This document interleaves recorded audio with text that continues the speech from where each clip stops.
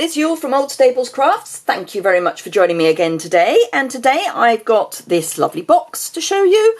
I'm doing a bit of a week of mixing Halloween with non-Halloween.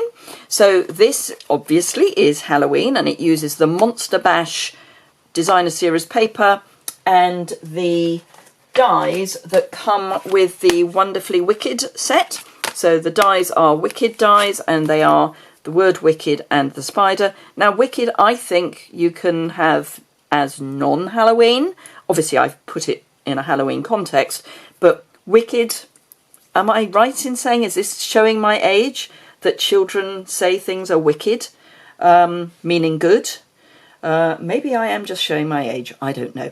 Anyway, and then you've got on the stamp set, you've got this cute cat, a bat, spider, spider's webs, which are always useful, good time, celebration, haver, and wicked, and yes, Halloween. So I would try and look past the Halloween for this one. I'm going to make this box again, just so you know. It is 1 inch deep, 3 inches from front to back, and 6 inches long. You can get the whole box out of one piece of A4, International A4 cardstock, and probably out of North American letter. Yours is slightly shorter and slightly fatter. You'll certainly get the box out. Whether you'll get all the die cuts as well, I don't know. The die cuts I've done with layering dies. I did 3 layers of basic black card and 1 layer of the foil, and then the spiders I've just done with foil. So I'm going to change it up inevitably, and I'm going Poppy Parade, and I will tell you what we're going to pair it with momentarily. But let's start by getting all the scoring done. The base, and don't worry about writing measurements down, they are always over on my website, which is linked immediately below. So the base is going to have 1-inch-high sides. It's basically 5 by 8, but I always trim 1/16 off so that I know it's going to fit snugly into the lid. So that's what I've done with this, and you can see it's a really snug fit.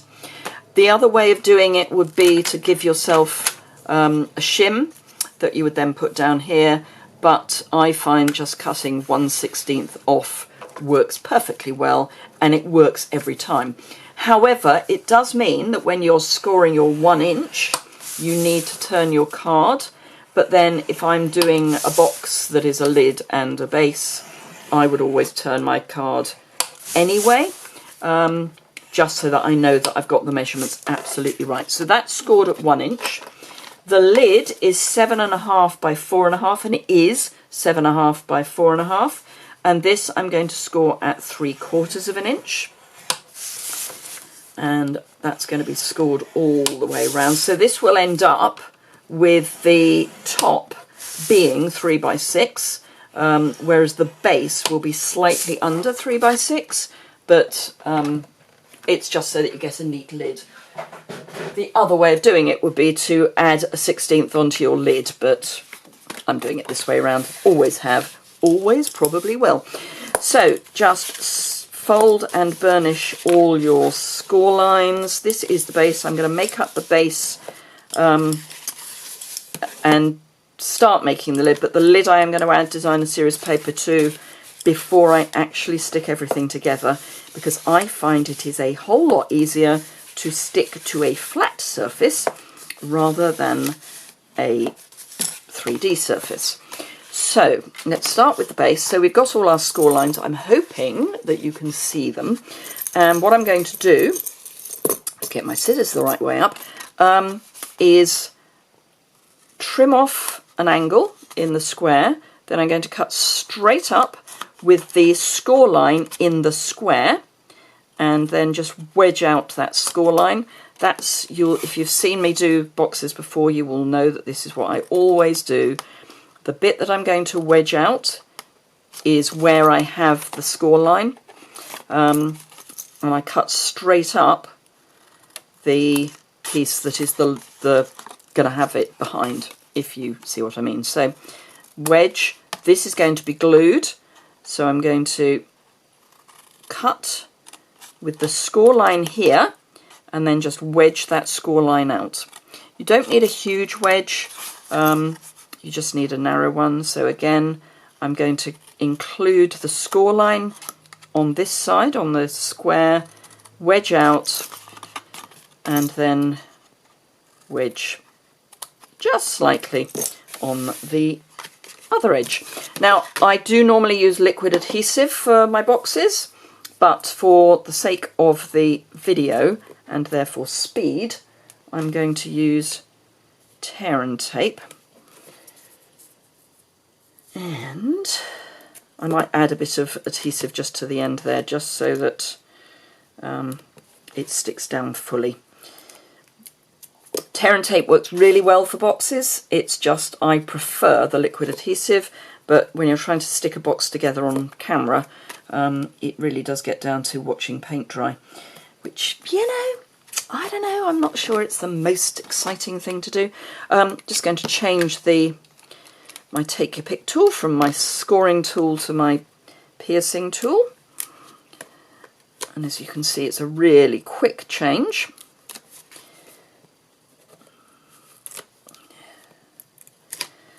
So take those off, and I will just add a little bit of glue just where there isn't adhesive, just so that I know that those ends are going to be properly stuck down. And then just fold so your cut edge goes against your score line all the way round. So cut edge against score line, cut edge against score line, and cut edge against score line. And with a certain amount of inevitability, because I was hoping to go for a walk after shooting this video, it started to rain. So that is our base. Then the lid, I'm going to do the cuts in exactly the same way.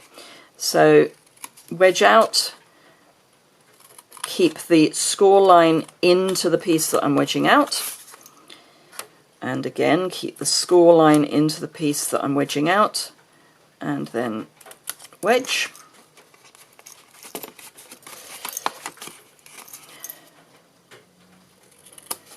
Wedge out, cut, wedge out the score line, straight cut, wedge out the score line, and wedge out the score line. As simple as that. Right, so I'm going to be using the Night Before Christmas designer series paper, which the red is Cherry Cobbler and Poppy Parade, so I thought that would be a good match with my Poppy Parade. Now obviously if you use the Cherry Cobbler you're going to get a different look, but it just means you get a different look. So my pieces of designer series paper are 5 7/8 by 2 7/8, and then this piece is 5 3/4 by 2 3/4. So basically I take an 1/8 off for the first layer and a 1/4 off for the second layer, which gives me a nice narrow seam. And this is the same design, so it's, let's put a piece down the middle as well, so it's the lights on one side and the check on the other side, and then you just get this tiny weeny little border around the sides. And then I'm using a different designer series paper, but still from the same pack, for the sides. So on this one I just carried down the pattern from the top. The pattern from the top on this one, I find it quite dazzling, for want of a better word, so I thought a more subtle paper would be a good idea. So this is the back of the, obviously, navy blue or light of navy with the baubles, and I've just cut, these are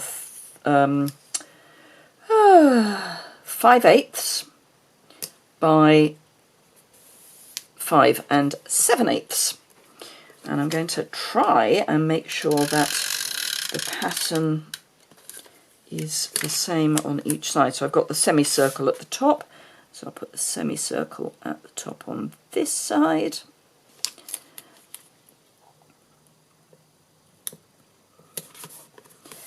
And then the same again here.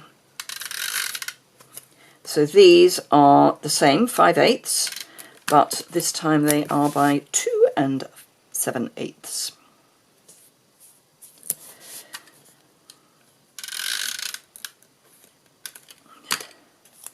So semicircle at the top. And there we go. Right, okay, so I need some more tear and tape just to pop little teeny weeny pieces on, probably a little larger than that though, small pieces as opposed to teeny weeny on the edges.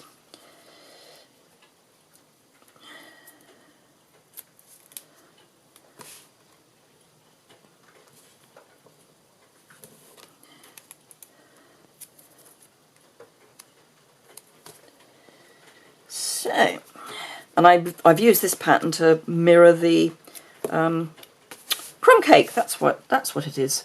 My brain. I'm doing a day of filming, and I've got a slight cold, chesty coffee thing, so my brain isn't quite working. Probably not the best day to have planned to do filming, but I've got to do filming, so filming I'm going to do. But that's rather why I wanted to get out and get some fresh air, because I always think that if you've got a bit of a smit, if you're not that ill, going out and getting a bit of fresh air is no bad thing. Otherwise you can get a bit stir crazy. Right, get rid of those bits, and again I'm taking the cut edge and putting it against the fold, cut against fold, cut against fold, and the last one, cut edge against the fold. So that is our lid. Just encourage it to be more lid shaped. And then the moment of truth is, does it fit? To which the answer is, I should jolly well hope so. There we are. How's that for a fit? So lovely and snug, and obviously I can't put Wicked on the top of that, so I've cut from the the Jolly Seasons dies, which go with the Holly Jolly Christmas stamp set. I've cut 'Tis the Season and To Be Jolly, and in this you get those plus Santa's sleigh, Santa, the stocking, the parcel, and then a tag. And obviously you can see where they fit. So the stocking you stamp these as 3, but you can die cut them separately. And then we've got Santa and the parcel. So I've already die cut 3 layers of Poppy Parade and 1 layer of the red glimmer paper, which is in the my brain autumn winter catalogue. Good grief, Rickenbacker.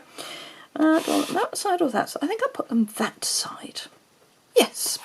So all I've got to do is just with some liquid adhesive, and I would rather have liquid adhesive with a clean end. There's a scrap of, for some reason I've got a scrap of Bermuda Bay on my desk. Goodness only knows why. I can't remember the last time I used Bermuda Bay. Hey ho. Shows how when the last time I cleaned my desk properly was. A long time ago.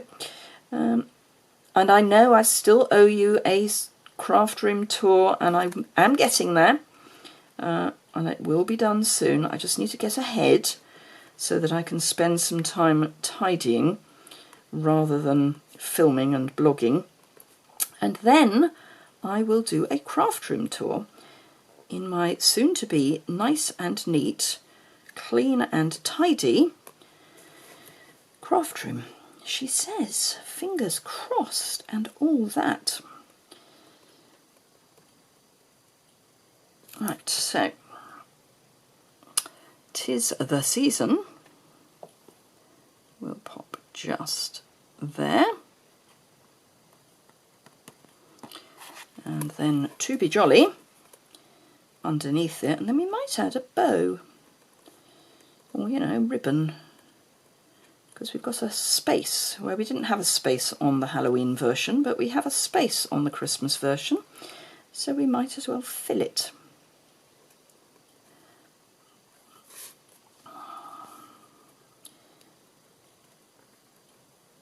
So just tiny little dots. Now you could use a sponge and liquid adhesive, which I have done before, but because it's stacked, I kind of wanted the wanted to not do that. So let me just take that off, turn it over and press, and then you can hopefully see just how stacked that is. It's really nicely stacked. So let's pop that back on. And I know what would go nicely with that. She says, trying to find it. There we go. Some of the Merry Christmas ribbon. So let's pop some of that round. Do I want it that way or do I want it? I think actually I want it that way. I don't know why, but I think I do. Yep. So let's just... And the base of the Night Before Christmas is vanilla. My brain! I am so sorry! My brain really has gone for a little holiday somewhere. So yes, this works really well. This is the Classic Weave ribbon, and it's called Very Vanilla and Copper. That's all it's called, Very Vanilla and Copper. But it's got all the lovely words on. I think it's supposed to go with the brightly gleaming. Sweet, but who says? Who says it has to? Right, snips, there we go. And just trim there. And there. Oops, or indeed there. And there we have our lovely little parcel. So that's the Christmas version, that's the Halloween version. I hope you enjoyed that. I hope you will give it a try. If you have enjoyed it, please give it a thumbs up. Do remember, if you've got any questions or comments, you can leave those in the below in the description bar. If you just click on that, you will be able to see where you can leave comments. You will also find links to my online store, how to join up, the list of the products that I've used, and I'll do them in Halloween and then Christmas order so that you don't get those confused, and so it doesn't look quite so long. Do remember, if you don't subscribe, there's a subscribe button in the bottom right hand corner, and I hope you enjoy that. Remember, the dimensions are over on my website, and I think my brain needs a rest now. So I will say goodbye. Thanks a lot for watching. Bye!